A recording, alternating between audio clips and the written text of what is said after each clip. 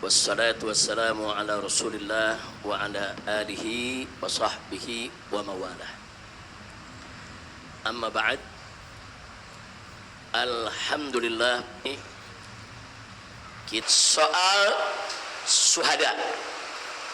Saya hanya ingin menyampaikan informasi bahwa bulan September yang lalu kasus tragedi KM 50 sudah didaftarkan di pengadilan Saudara Kriminal Internasional ICC, International Crime Court, saudara.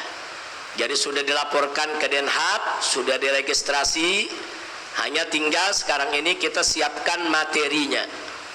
Dan materi untuk tuntutannya dalam bentuk laporan investigasi ini sudah jadi. Ini laporan investigasi pelanggaran HAM berat pada tragedi KM 50, saudara. Nah, di sini dipaparkan, dan waktu itu keluarga syuhada kita undang rapat di tempat ini, saudara, dipaparkan semua oleh para advokat, saudara, supaya keluarga syuhada juga tahu kenapa kok sampai 5 tahun ini, saudara, prosesnya kok masih macet di sana sini, saudara.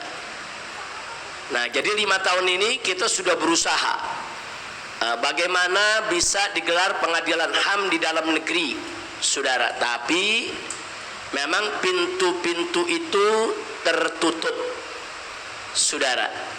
Jadi agak sulit, sehingga 5 tahun kita jatuh bangun, saudara, pintu untuk menggelar pengadilan pelanggaran HAM sampai hari ini belum terbuka. Oleh karenanya para advokat persaudaraan Islam mengambil kesimpulan sekaligus langkah, perkara ini akan kita bawa ke forum internasional.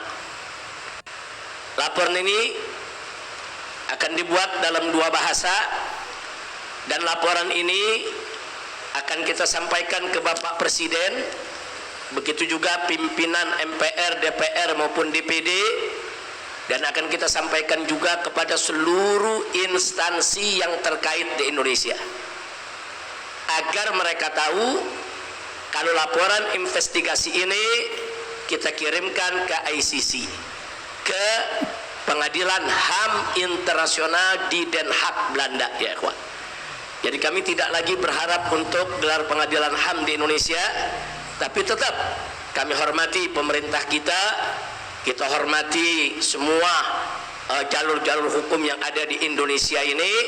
Kita beritahukan mereka agar mereka tahu bahwa ini, saudara, akan terus kita proses di ICC. Nah, baiklah. Hal yang perlu kita ketahui, saya tidak akan bahas, tapi ada beberapa poin yang perlu kita ketahui, saudara.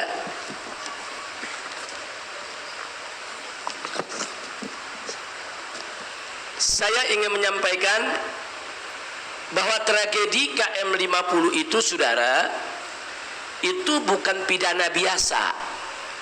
Itu bukan pelanggaran HAM biasa yang boleh diselesaikan di pengadilan biasa, saudara. Seperti kasus pembunuhan Yosua yang melibatkan Sambo, saudara. Di sana, saudara, ada pelanggaran HAM, tapi tidak dikategorikan pelanggaran HAM berat. Dia dimasukkan kepada kriminal biasa, pidana. Makanya itu diselesaikan di pengadilan negeri, pengadilan tinggi, sampai ke Mahkamah Agung, pengadilan biasa. Kenapa pengadilan biasa? Karena memang murni itu kejahatan pidana, saudara, bukan pelanggaran HAM berat. Berbeda dengan kasus Munir. Munir dulu diracuni, saudara, pada saat di pesawat terbang menuju Eropa, di pesawat diracuni dan mati, saudara. Nah, kasus Munir ini pelanggaran HAM berat. Jadi muncul pertanyaan, yang satu pembunuhan, yang ini pembunuhan, kenapa yang satu berat kok yang satu enggak berat? saudara. Kasus Yosua tidak ada unsur politik. Suatu insiden yang terjadi, saudara, kalaupun ada unsur kesengajaan, pembunuhan terencana atau sengaja, tapi bukan sistemik, saudara. Beda dengan Munir, sistemik, melibatkan badan negara, melibatkan aparat negara, saudara.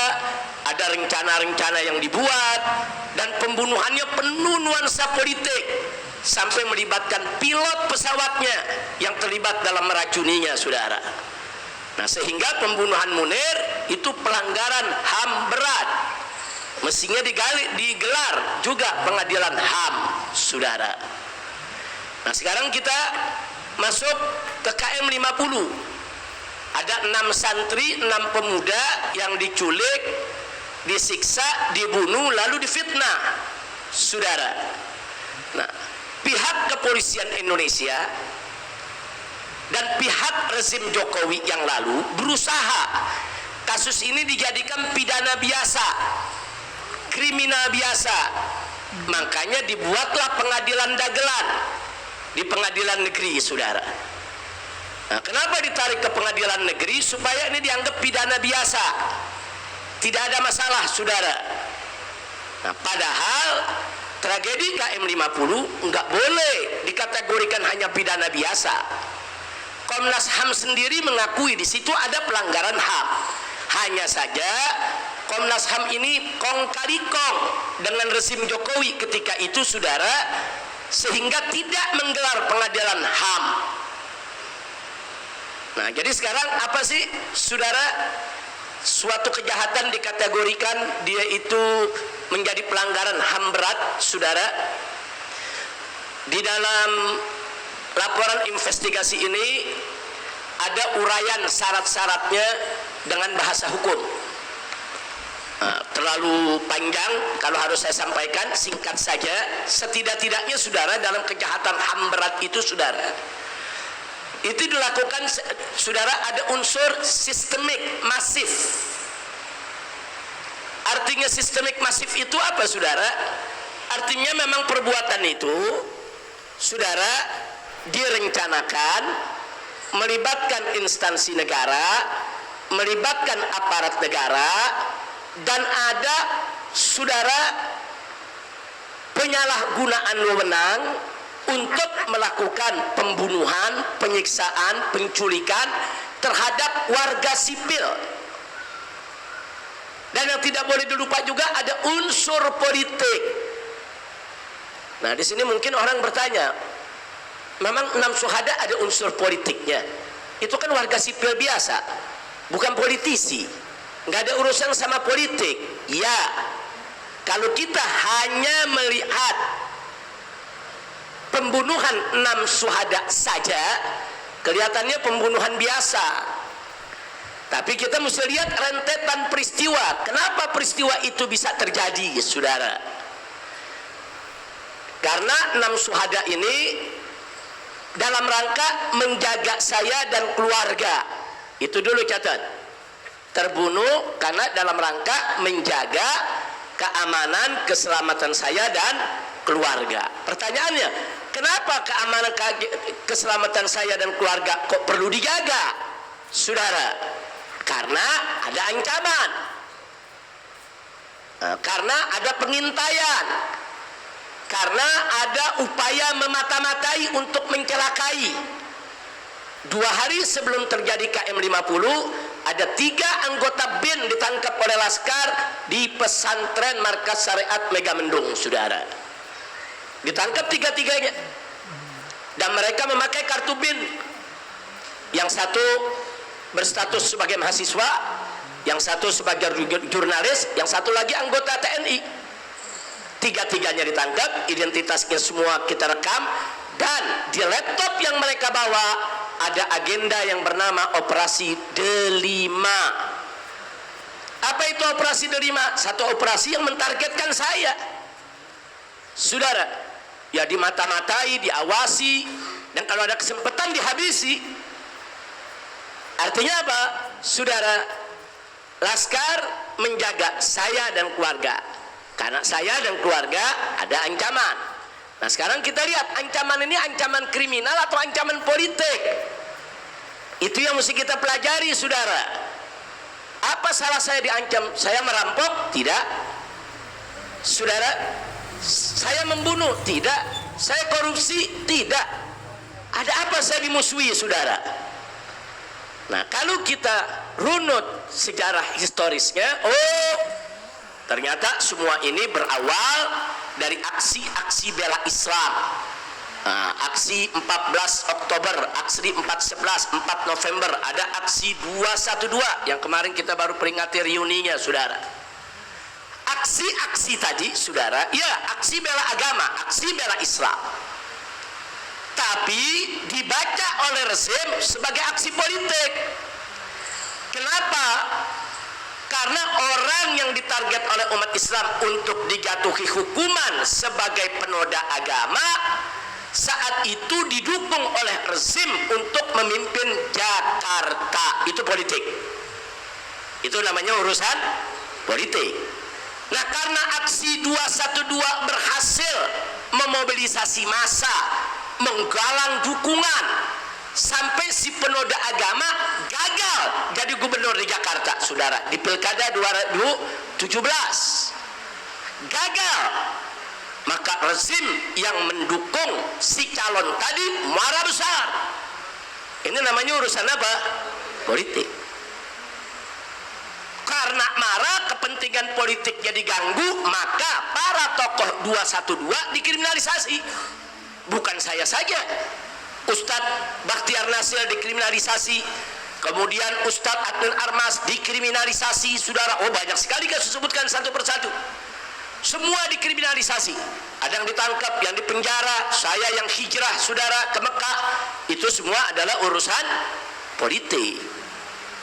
Nah, karena saya dianggap berbahaya, saudara, mereka musuhi, mereka mau tangkap. 3,5 tahun saya berhasil menghindar karena saya ada di Mekah. Begitu saya pulang, disambut oleh ratusan ribu umat, saudara. Ada yang tersinggung, marah, saudara. Nah, disitulah mereka buat rencana lagi bagaimana untuk menghancurkan Habib Rizik ini. Nah, dari situ kita diawasi, kita dikejar, saudara, dan seterusnya. Puncaknya terjadi peristiwa KM 50. Nah, berarti saya mau tanya, rentetan sejarah KM 50 ada unsur politik gak? Politik. Itu namanya sistemik, masif. Bukan hanya satu kejadian, kejadian demi kejadian, saudara, rentetan. Bahkan saya 3,5 tahun di Mekah, mereka ganggu kok. Mereka ganggu, bagaimana supaya saya di sana saya ditangkap, supaya saya di sana dicelakakan itu oleh petugas-petugas di Saudi. Bagaimana rumah saya dipasangi bendera ISIS dan seterusnya, saudara. Bagaimana mereka cegah supaya saya tidak bisa pulang ke negara ini, saudara. Ada rentetan peristiwa. Nah, kalau peristiwanya banyak, berentet sedemikian rupa, dan itu diatur, diskenariokan sedemikian rupa, itu namanya ada unsur masif dan sistematis.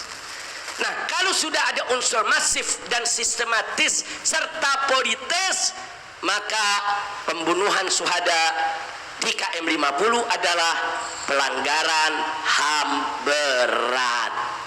Kira-kira jelas tidak? Nah, makanya jangan kaget. Nanti insya Allah laporan ini kalau sudah masuk ke ICC, sudah diproses, nanti ada saatnya. Mungkin tahun depan akan kita cetak untuk dibaca oleh semua orang, saudara. Nah, ini kita masukkan. Jadi di sini yang diceritakan bukan hanya peristiwa KM 50-nya saja, tapi diceritakan oleh para pengacara kita, kenapa KM 50 terjadi? Oh, sebelumnya ada ini, oh sebelumnya ada ini, oh sebelumnya ada ini, oh sebelumnya ada ini. Jadi ada rentetan peristiwa politik yang rezim terlibat, presiden terlibat, saudara, lembaga negara terlibat dengan mengatasnamakan negara, mereka melakukan kesewenangan, saudara. Nah, sehingga akhirnya puncaknya KM 50 itu menjadi pelanggaran HAM berat. Kira-kira jelas tidak? Paham semua?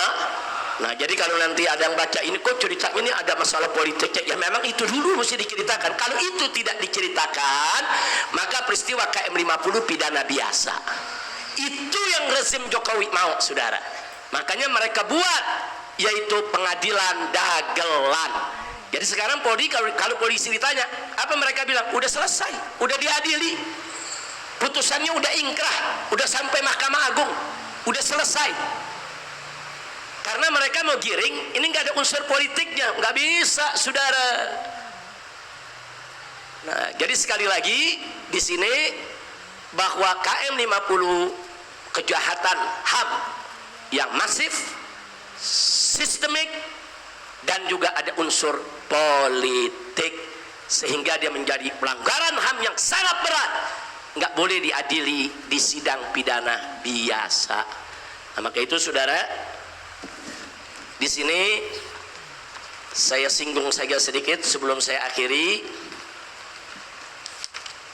Saudara, ada 26 pejabat negara yang kita laporkan ke ICC. Nomor 1 adalah Joko Widodo. Saudara, kita laporkan. Nah, saya tidak akan sebutkan satu persatu namanya, tapi nanti kita kasih tahu Presiden, kita kasih tahu DPR, MPR, semua nama. Ada sejumlah jenderal yang terlibat, kita sebut semuanya, saudara. Jadi ada sejumlah jenderal, ada sejumlah menteri, saudara, yang terlibat, semuanya kita sebutkan, kita ceritakan. Ini 26, belum termasuk eksekutornya, belum termasuk yang nguntitnya, belum termasuk kombes-kombes yang terlibat, belum termasuk yang nyulik, belum termasuk yang nyiksa. Kalau itu kan eksekutor, algojonya, saudara. Nah, algojonya itu semua kena. Nah, itu yang terlibat di lapangan aja bisa 35 orang, saudara. Nah, tapi ini yang kita sebutkan di sini pejabatnya, saudara. Nah, karena kejahatan itu ada dua macam, ada kejahatan by omission, ada kejahatan by commission. Dua-duanya kita tuntut. Kejahatan by omission adalah kejahatan yang dilakukan oleh pejabat negara yang punya wewenang jangan membiarkan peristiwa terjadi, baik saat terjadi maupun setelah terjadi. Jadi kalau ada satu kejadian pelanggaran HAM berat, terus presiden diam, walaupun presiden nggak terlibat, saudara, dia diam, dia biarkan, dia nggak mau gelar itu pengadilan HAM, itu namanya pelanggaran HAM, saudara, by omission. Presiden tetap terlibat karena dianggap membiarkan, tidak ditegakkannya hukum terhadap pelanggaran HAM berat tersebut. Nah, di sini Joko Widodo kena dua-duanya, by omission juga, by commission juga. Kalau by commission terlibat langsung, baik dalam peristiwa KM 50-nya atau menjadi cipta kondisinya. Jadi peristiwa-peristiwa politik, kriminalisasi, dan gangguan-gangguan yang terjadi terhadap saya dan kawan-kawan, para aktivis 212, itu dilakukan oleh Joko Widodo, saudara, dan orang-orangnya secara langsung maupun tidak langsung. Yang puncaknya terjadi tragedi KM 50. Jadi Joko Widodo itu, Jokowi, terlibat baik kejahatan HAM berat by omission maupun by commission, dan dua-duanya, saudara, kita laporkan. Bukan itu saja yang kita laporkan, saudara, yang kita laporkan termasuk Komnas HAM. Loh, kan Komnas HAM nggak terlibat Habib di KM 50, siapa bilang? Mereka dengan sengaja, saudara, memanipulasi data sehingga peristiwa ini tidak, saudara, digelar pengadilan HAM. Mestinya Komnas HAM, saudara, yang mengajukan kepada pemerintah untuk digelar pengadilan HAM. Ternyata Komnas HAM tidak melakukan itu. Artinya Komnas HAM ikut memanipulasi data supaya KM 50 tidak digelar pengadilan HAM. Itu terlibat. Walaupun keterlibatannya setelah kejadian. Makanya Komnas HAM kita laporkan, saudara. Simpel sajalah, Komnas HAM melakukan penyelidikan. Tapi yang menarik, selama Komnas HAM melakukan penyelidikan sampai kepada kesimpulan, Komnas HAM tidak pernah menemui saya atau mengajukan pertanyaan kepada saya tertulis atau secara lisan, saudara, berkaitan dengan peristiwa KM 50. Kok bisa? Saya target utama, saya yang mau dibunuh. Mestinya Komnas HAM tanya saya dong, Habib ini ada apa? Kenapa peristiwa begini? Komnas HAM nggak pernah nanya. Kalau alasan Komnas HAM karena Habib Rizik ada di penjara, Komnas HAM punya hak untuk datang ke penjara. Bahkan pengacara kami Pak Aziz dengan Habib Ali. Hari ini Habib Ali di mana? Habib Ali atas saudara sudah menawarkan kepada Komnas HAM, kapan Anda mau ketemu Habib Rizik? Kami antar. Silakan Anda masuk. Tanya. Itu kewajiban Komnas HAM. Komnas HAM tidak lakukan itu. Jadi apa yang diselidiki? Kalau Komnas HAM katanya menyelidiki tragedi KM50, tapi tidak pernah bertanya kepada saya. Jadi yang diselidiki itu apa? Kan saya target utamanya. Kan istri saya juga jadi korbannya. Anak-anak saya, saudara, cucu-cucu yang masih kecil kan juga jadi korban. Hanya Komnas Anak pernah datang kemari menemui cucu-cucu kita. Komnas Anak, bukan Komnas HAM. Komnas Anak yang datang kemari, saudara. Itu aja sekedar menghibur. Ini Komnas HAM. Makanya kita tuntut, akan kita ajukan, saudara, bahwa Komnas HAM Indonesia memanipulasi data pelanggaran HAM berat, saudara, sehingga hanya menjadi pidana biasa. Nggak sampai di situ, saudara. Mantan Kapolri, mantan Kapolda, saudara, walaupun tidak terlibat langsung di KM50, tapi mereka membiarkan. Mereka tidak memberikan sanksi, bahkan mereka kong kali kong bagaimana, saudara, melindungi para pelaku. Kita tuntut, kita ajukan semua, saudara. Dan gak sampai di situ, hakim, jaksa di pengadilan negeri sampai Mahkamah Agung yang ikut menggelar pengadilan dagelan, kita laporkan juga, saudara. Mestinya hakim gak boleh buka sidang itu. Ini sidang pelanggaran HAM berat, kok hakim berani menggelar sidangnya pengadilan biasa, saudara? Nah, makanya kenapa keluarga daripada syuhada, begitu juga dari DPP FPI, tidak ada yang pernah hadir dalam sidang dagelan tersebut, saudara. Sebab kalau kami hadir, kami mengakui itu sidang. Enggak, itu sidang dagelan. Sidang hanya untuk menyelamatkan para penjahat. Sudah gitu mantan Kapolda Metro yang ketika itu menjadi Kapolda, saudara, ikut men-setting. Kami punya bukti, ada fotonya dia sedang duduk dengan para pengacara, saudara, begitu juga korban. Untuk apa? Untuk bagaimana mengatur supaya selamat di pengadilan. Kita punya filmnya, kita punya fotonya, saudara, keterlibatan. Enggak boleh seorang Kapolda terlibat langsung untuk mengatur sebuah sidang dagelan, saudara. Nah, semua itu bukti-bukti sudah kita kumpulkan dan akan kita kirimkan, saudara, ke Mahkamah Internasional. Nah, jadi sekali lagi, jadi kalau ada yang bertanya, kenapa ini 5 tahun kok kelihatannya masih mandek? Ya, karena di negeri ini udah nggak bisa diharapkan lagi, saudara. Kasus Munir saja sampai sekarang ini kita bisa lihat udah puluhan tahun terbengkalai begitu aja, saudara. Nah, karena itu kita mencoba untuk mencari jalan lain. Nah, sekedar informasi, kenapa baru 5 tahun ini kok kita dapat jalan? Nah, ini Ustaz Syuhada dan keluarga Syuhada sudah paham mereka, saudara. Ternyata untuk melaporkan suatu masalah ke Mahkamah Pidana Internasional, kita harus punya pengacara HAM. Selama ini kita nggak punya. Jadi kalau kita tidak punya pengacara HAM yang punya sertifikasi internasional, kita belum punya, saudara. Jadi begitu kita mengajukan, nggak tembus. Karena pengacara HAM internasional ini dari Indonesia nggak ada. Nah, maka itu akhirnya beberapa pengacara-pengacara para pejuang mencoba untuk melakukan terobosan-terobosan.